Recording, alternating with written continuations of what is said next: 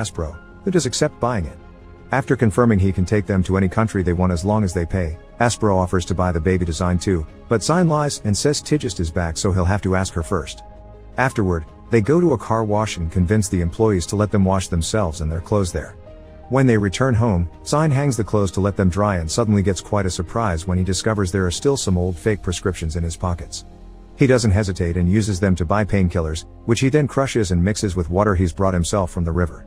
When night falls, he goes out to town and sells shots of this mix, which is well received by the residents, although sometimes he finds trouble when men don't want a kid in the area. All the money he makes, he hides it in the pipe like Tigist used to do.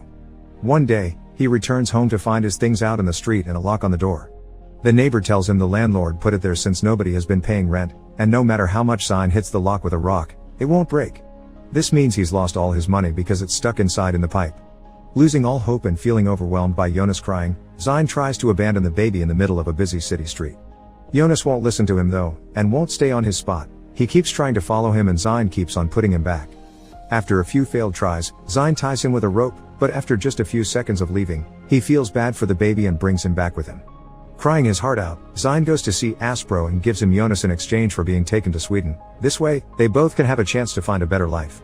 Aspro finds a family for Jonas and sends Zine to a hairdresser friend of his to make him look decent for the fake ID. He also asks him to go home and get some kind of papers that say who he is so Aspro can use it to forge the new ones. After getting his hair cut, Zine returns to his old house. Ignoring his sleeping father, he starts rummaging through the drawers but finds nothing with his identity on it.